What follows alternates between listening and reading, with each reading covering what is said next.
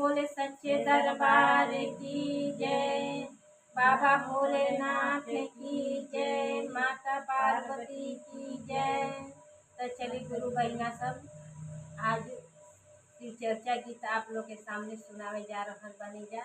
हमनी के शिव चर्चा गीत आप लोग के पसंद आई तो लाइक शेयर सब्सक्राइब करो। तो चलिए जा शिव चर्चा गीत सुने जा। सावन में कराई शिवाचार चाहो, भोले आई मोरया गाना।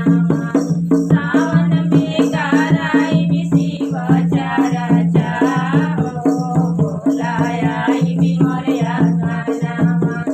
आई मोरया गाना, भोला आई मोरया गाना।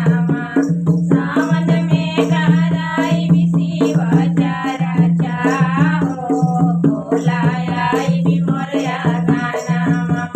सावन में कराई शिवाचार चाहो, भोला आई मोरया गाना। अपने ताई संग में गौरा के ले आई।